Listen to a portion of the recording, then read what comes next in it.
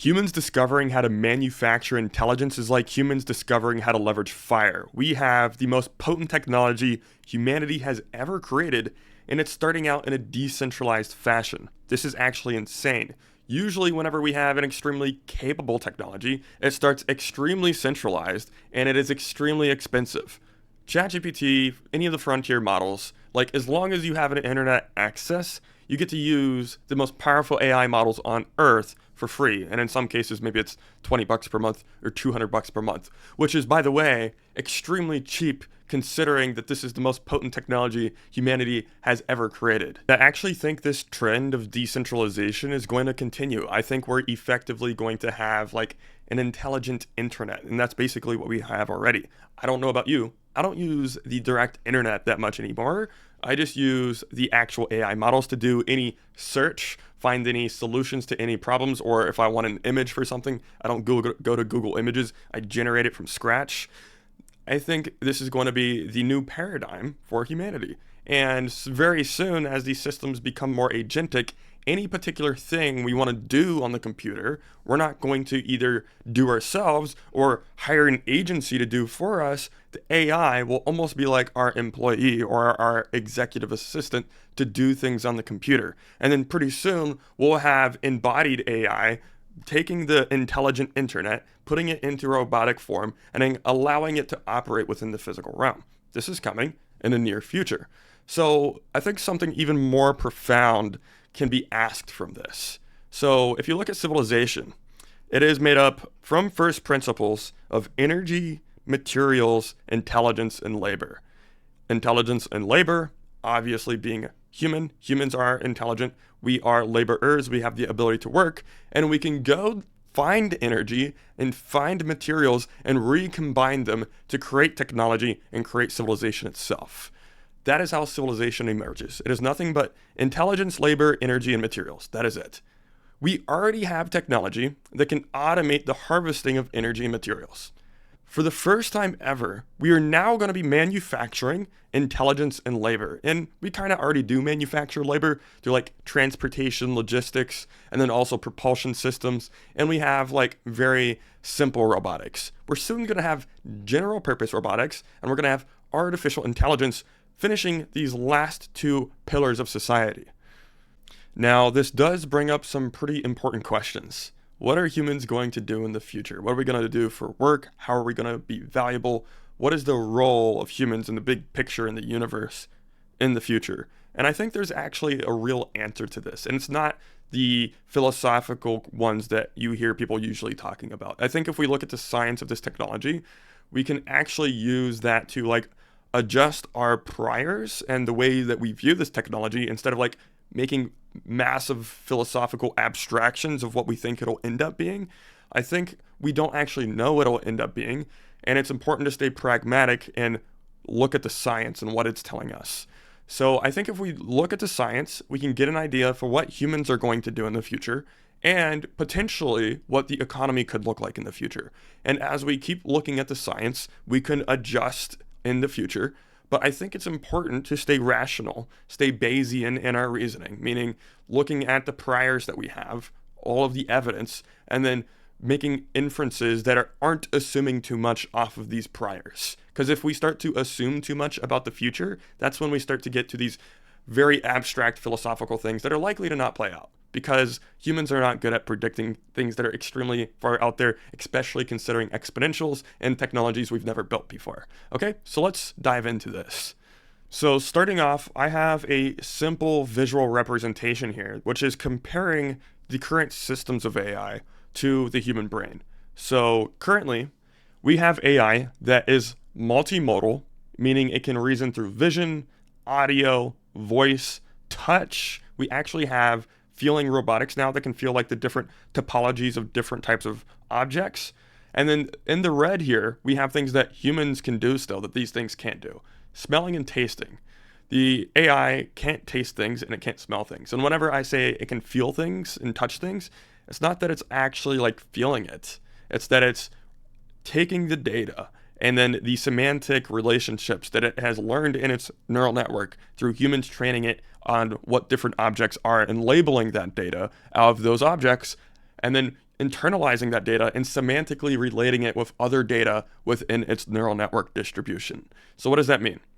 So as we know, we have large language models. They are trained on human natural language, such as English, right? So the large language model is this thing in the middle, right? This is the large language model. And really, this is more of like a symbolic AI now. We don't just have large language models. We have AGI, in my opinion. This is a symbolic model that can reason between all of these different modalities. It can see things and then relate it to the language. And there are semantic values to every single word in its data distribution. It actually has numerical semantic values for every single word. It has numerical semantic values for every single thing it sees. It has numeric semantical values for all of these different modalities, whether it is language, audio, vision, or touch. There's data relating against data, right? We also have a broad distribution of capabilities from these models.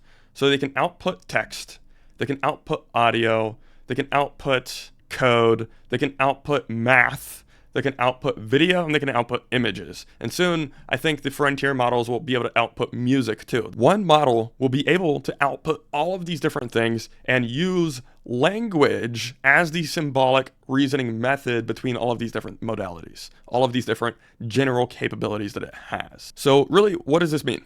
Well, we have this infrastructure in the middle that is language, and it is actually very good at representing a variety of different data and in tying the different data to the tokens of language.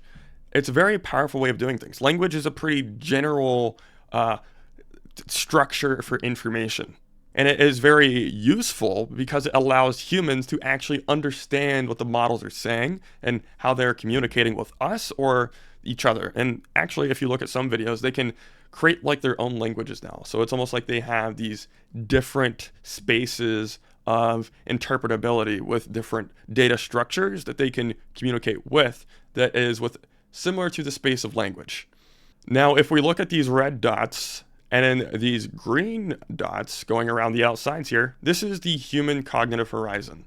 That's how I'm kind of like labeling it here. So we don't just think in language, we think in these very abstract spaces, or some people can. I don't know if everybody can. I know I can think like entire scenes of movies and play them out like picture perfectly in my head. Or I can imagine any random organization of colors, any random image in my mind, and it can be extremely accurate.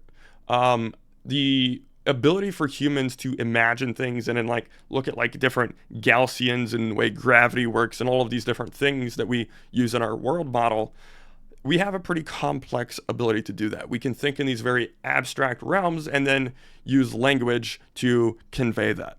There is a certain level of human cognition that it seems like these models might not actually be able to achieve. Why? Well, because humans have this agency that I think emerges from sentience. Now, we don't actually know what sentience is. We don't know what consciousness is. But it seems to me that the impulse, the ability to highly autonomously, agentically decide what I want to do is something that emerges from having consciousness or sentience. The AI models are optimization. They don't have any real consciousness. They don't have sentience. They are optimizing for the objective function that the user sets for it. So they are extremely potent optimizer. That's kind of what we have right now. They can reason through different modalities. They are generally capable. They are natural language processing, and they can represent all of these different things in the form of language, and then they can extrapolate forward on that language tree. Like if you look at the new mechanistic interpretability paper that Anthropic put out for Claude, Claude can look at like a haiku or a poem and then kind of using the semantic interpretation of every single word, find other semantic words that fit in those words in a very intuitive way. And it can optimize very well for the procedures that they were operating those models with. So some of the things that they said in that paper, I actually disagree with. They said, oh, it has this like abstract planning mechanism that it is using. I actually don't think it has like an abstract planning mechanism. I think it actually is optimizing using the semantic numerical value of every single token of the word or the context that it has either visualized or internalized via the context of the text it is brought in. So people need to remember it's data relating against data relating against data, right? So it's like a numerical semantic value relating against a numerical semantic value relating against the numerical semantic value. And whenever you are telling Claude to write a haiku, and then you're leaving out particular words and telling it to, okay, I put this word in, make it rhyme. Okay, I remove this word and I'll make it rhyme in a different way. Okay, now I'm going to switch these words around, make it work. It can do that because of the values that these letters or these tokens have semantically. There's actual numerical tangible value to these tokens, okay? So these green dots are the human emotional horizon. Obviously, we have all of these different emotions, we have different impulses, we have all of this complexity that we experience. AI obviously doesn't have that right now. Maybe one day we figure out an architecture that can capture that. I'm very skeptical. I think we're probably going to figure out. We're going to try to create algorithms and new learning algorithms and scale these models up to like the maximum complexity we can until we hit the diminishing point of returns of computational irreducibility. And we'll be like, okay, it's like another $5 trillion isn't really worth the squeeze. Let's start to use biological substrates. And at that point, maybe we start to like birth life from scratch or something like that, or we engineer ourselves and like create a new species of ourselves or something. Again, this is super sci-fi, way out in the future.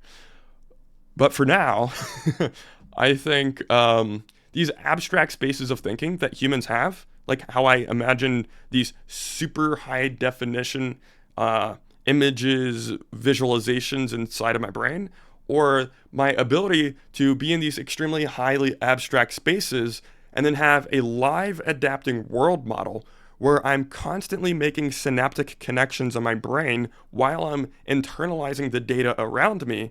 That is something that these models cannot do, and the architectures that we have do not allow it. There are new architectures coming out, like the Titans architecture, where it is an experimental way of trying to do this.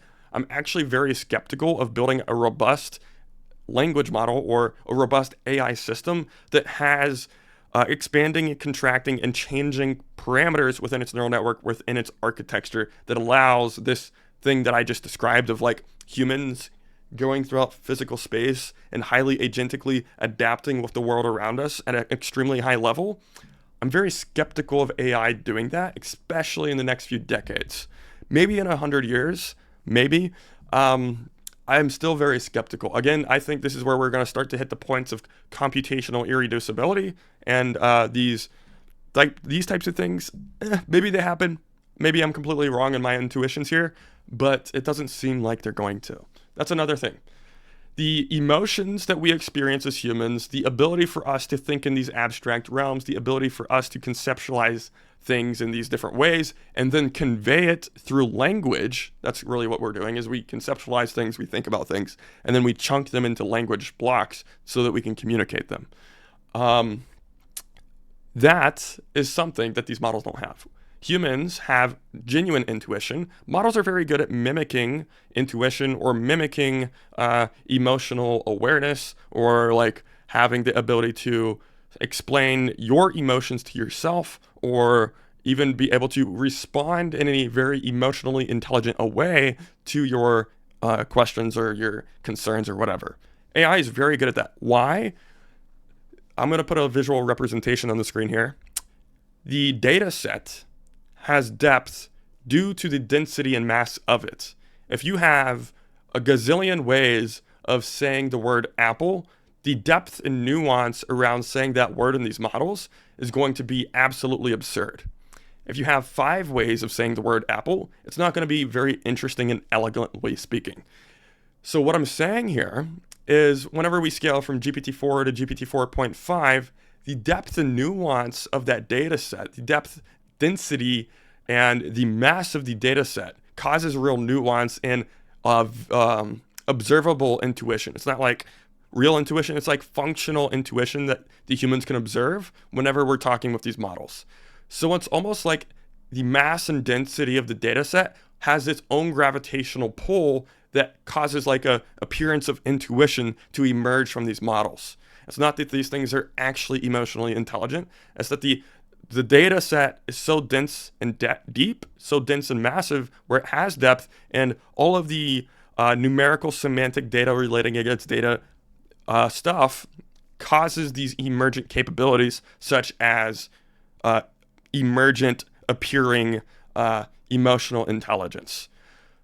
That's what we have appearing from this. So here's where I become skeptical of like people's grandiose philosophical visions of superintelligence. Like some people think superintelligence is going to expand beyond the cognitive horizon of humans, and it's going to be able to think in these hyper sentient abstract realms that humans will never be able to think in.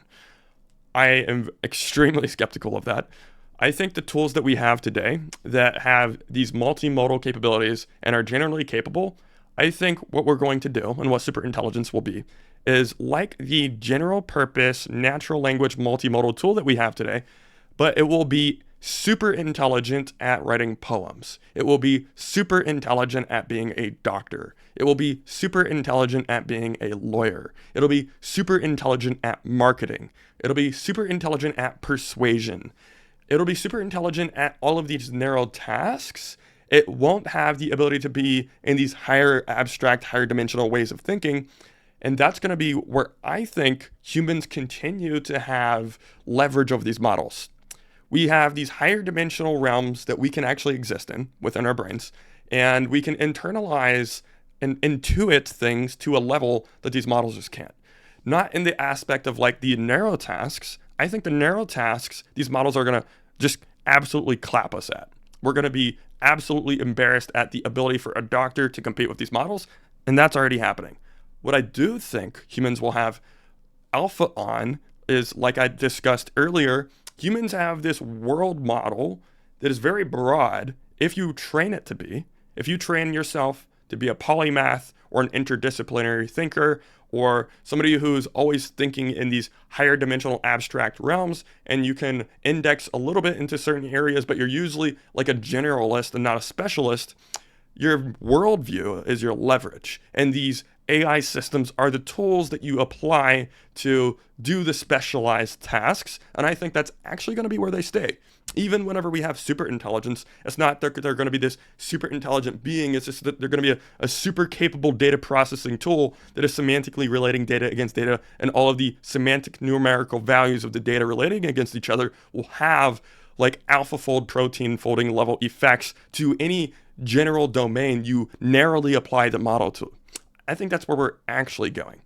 So over here, I have a visual representation of what people wanted to happen whenever we're scaling the frontier models. So we had GPT-2, GPT-3, GPT-4, GPT-5 is yet to come. I think it's coming in a month or two. What people were hoping is that as you scale the models, you get these emergent categories of cognition. But in fact, what happened is the emergence was all in the same category of cognition, and it actually tapers off. So let me find my eraser here. If I get my eraser, I think it'll go really far, and it's going to be extremely capable. Shit, that's the wrong color. It's going to go really far. It's going to be extremely capable, but it's not going to get to these higher dimensional abstract places that humans can operate within. That's what I'm willing to bet. And that's where I'm betting my chips personally. I actually think humans are going to keep these alpha, like intellectual alpha in these areas for probably eternity. I think we're going to scale these data processing systems super high, and they're going to be extremely good at, like I said, specialized skills. And then humans who are polymaths and generalists who can stay in these higher dimensional abstract realms where your synaptic connections are always learning about the world in a very broad abstract sense, and you are intuiting the dynamics of it through your different senses and emotions and your ability to really have intellectual intuition from all of these different sensory mechanisms that you have and actually feel the data actually feel what those things are, that's where I think humans are going to have alpha for probably ever. Maybe I'm wrong. Like, there's definitely a plausible argument against that. I just don't see that happening, genuinely. I think these things are going to be fantastic at, let's do an example for ASI. ASI is going to be, let's say we have a meteor coming to Earth and we need something to stop it. ASI is going to be phenomenal at using the telescopes that we have in space to look at the meteor and guess the distance, or mathematically represent the distance the meteor is away from Earth, how fast it's traveling, and then represent where it's going to contact Earth better than any human possibly could. It'll be really good at that. And then it'll say, okay, here are the things that we can potentially do to stop it. And here are the probabilities of these things working. And it'll have a pretty good guess at those things. And then the other thing that I don't think it'll be able to do is the ability to stay in these higher dimensional abstract realms and then make decisions at these levels. So that was a lot of yapping, but really what I'm trying to say here is I think humans are always going to have a certain type of agency over these models because of the types of cognition that we have and the types of sentience that we have, which, by the way, that could end up turning wrong.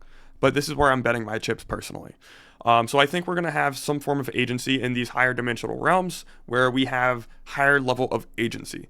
And one of the biggest levers that we have over these technologies, I think, is going to be our imagination, our ability to be really extremely creative.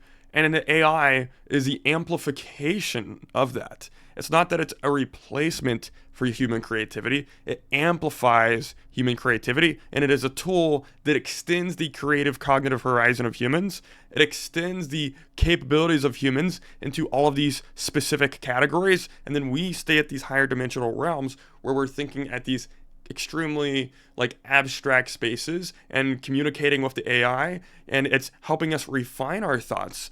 But in the grand scheme of things, we actually have a higher level of agency, a higher level of control.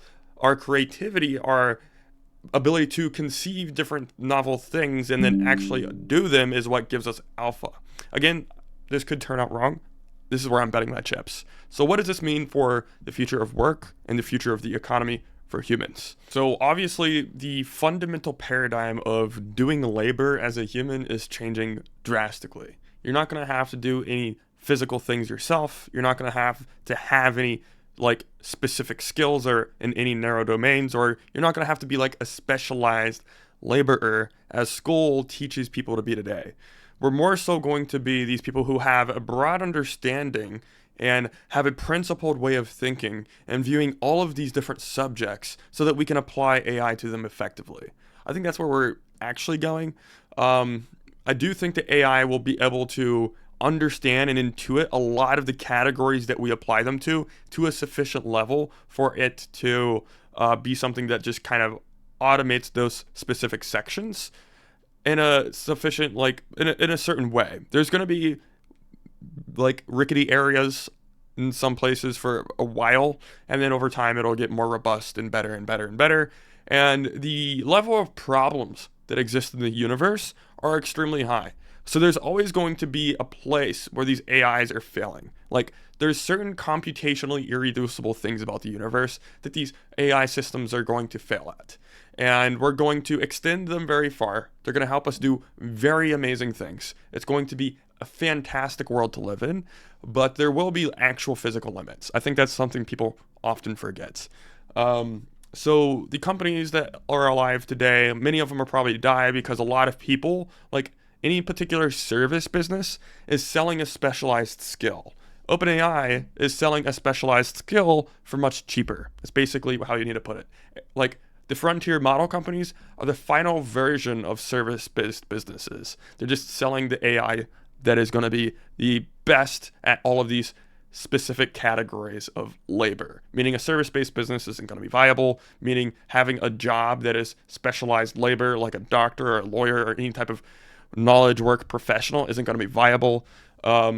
Even some physical jobs won't be viable, and then over time pretty much all hardworking physical jobs won't be something people want to do.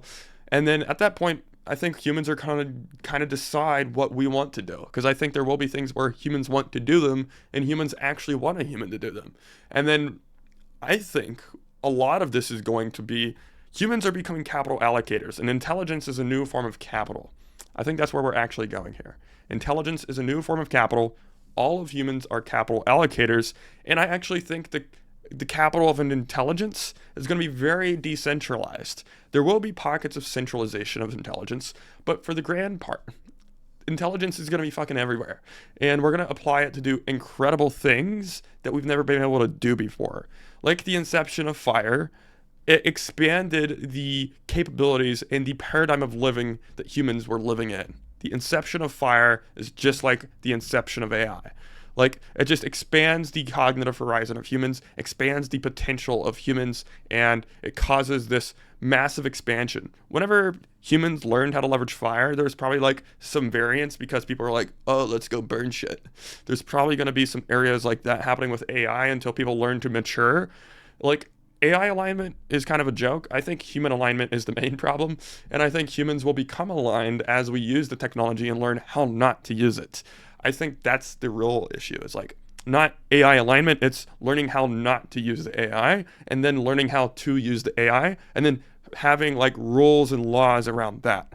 I'm very skeptical of the whole AI alignment thing and then these super intelligent beings walking amongst humanity and we go to this post-scarce utopia. I think that is like the common conception that humans have whenever they think about the future. We always think we're going to utopia whenever we have a new technological breakthrough.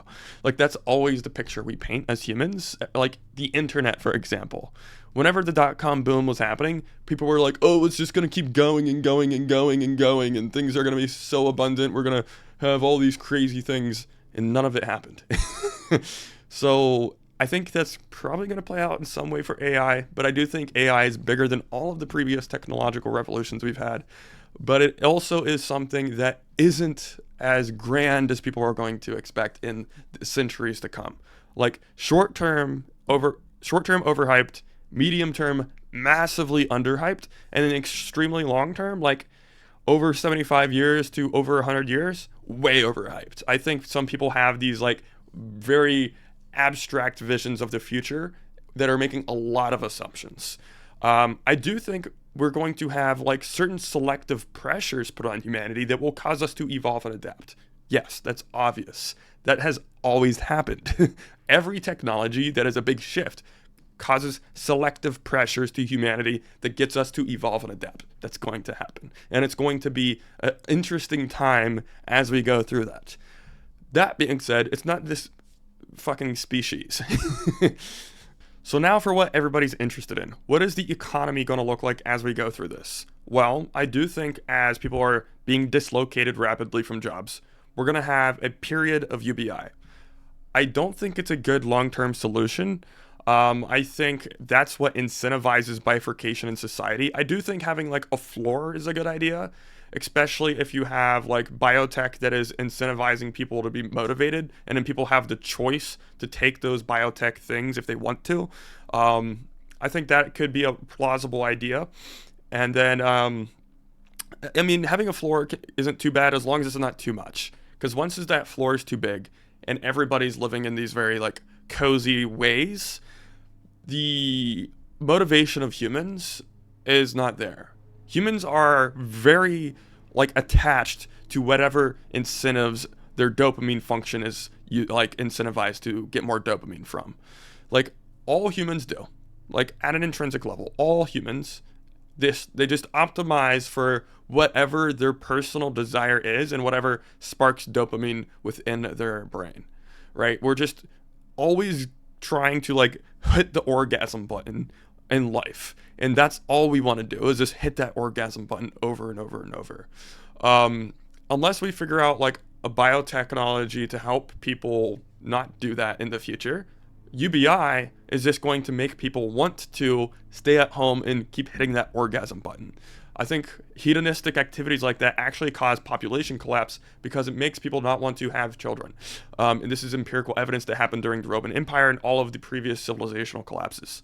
So I'm very skeptical of the idea of UBI for a long-term solution. I think it's very good as a short-term solution to keep people from killing each other for food, so we don't have the Hunger Games, right? Um, as far as adapting with the technology goes, I think we'll have probably a floor that's probably UBI, and it will have no top. We'll have no top at all, and then people will just be able to like build whatever the fuck they want. Maybe we'll have like a top for how much compute somebody can have. We don't want one person to have 50% of the world's compute, because then they can easily be a dictator over all of Earth. We probably don't want that. So maybe have like a compute cap, and that's pretty much it. Other than that, the resource cap is infinite. You can have as many resources as you want. I think that's a pretty beautiful future. And I think the free markets need to continue to exist. Like some of people's ideas about like this utopian vision where private ownership doesn't exist anymore and everybody lives on UBI and we are like apes walking against apes and all of that stuff is a terrible thought experiment that was expecting this AI technology to be something that it actually might not be. Like, I guess there's still a non-zero chance that it does become that one day.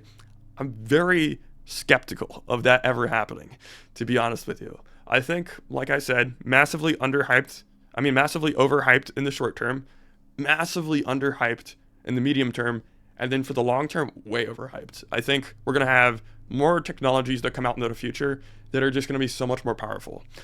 Which, so some people that's going to sound insane. I think this technology of AI is like an epochal thing. I think it's going to fundamentally change the way that we do work forever, and we're never going to go back. We're just never going to go back. Like, the way that we do work from here on out is going to be at another layer of abstraction, and that's as simple as it is. It's not any more, it's not any less. That's where we're going, and the future is going to be fucking sick. And the businesses, I think the businesses are going to be absolutely amazing. Like, the paradigm of business that we have today is just going to be completely different. Like, everybody is trying to solve a very narrow specific problem for a very narrow specific niche, and they're trying to make quick US dollars with that. I think the future of business is more about resources, not just monetary value or dollars, but raw resources like energy, materials, community, compute. Those like raw resources are so valuable in the future. Owning the production of labor, owning the production of intelligence, owning the harvesting technology of energy, owning the harvesting technology of materials, that's going to be where the fortunes are built in the future. And we're going to see people worth hundreds of trillions of dollars, if not more, in today's value terms. Maybe we'll see people worth like the entire global GDP combined. In the future, I feel like we're going to see people worth that much money. Just like one individual, today's entire global GDP combined. One person has that much wealth. Very plausible. I think we'll see multiple people with that much wealth, actually. Things are going to be fucking sick, bro. And the lowest rung of society will be brought up a lot. And here's the thing that most people forget. Everybody's talking about like longevity, escape velocity, biotech, new like genetic engineering drugs and stuff like that are coming out, like designer biology drugs, right? Those are coming. The first ones are going to be kind of bad. Then there'll be better ones and better ones and better ones. Here's what people often forget. Everybody's like, oh, we're all going to have longevity, escape velocity. We're all going to have the best designer drugs in the world. No, that's not how things work in the real world. You will get access to the previous models, kind of like whenever you're going to buy a car, the old models are cheap and the brand new models are expensive. The same thing's probably going to happen with the biotech. Unless you're competing in the marketplace and amassing wealth, you're probably not going to be able to afford the cream of the crop biotech. Sorry. I'm just trying to make an empirically obvious statement. Like, I don't see this paradigm stopping. I just don't. I know to some people that's going to be like, oh, that's fucked up. That's terrible. I mean, I don't really think so, actually. Because all of this free market paradigm does is it incentivizes humans to do what humans are incentivized to do, right? We are all just incentivized to be selfish, and this paradigm of free markets just incentivizes growth of the species, of the economy, out of the selfish gene of humans and biological species. The selfish gene is something that we probably shouldn't get rid of, because I would argue that that is actually one of the main things that keeps us alive. Sorry. I know some people wanted to go to this communist utopia. I just don't see it happening. Like, genuinely. Like, unless you have dictatorship over all of Earth and you force everybody to remove the selfish gene, and then you force communism downwards, like a communist comrade leader. And at that point, you were the dictator and you were the piece of shit. Unless you do that, we are always going to have free markets, and the distribution of certain objects will always fall into hierarchical distributions, whether it's real estate or it is compute or it is biotech.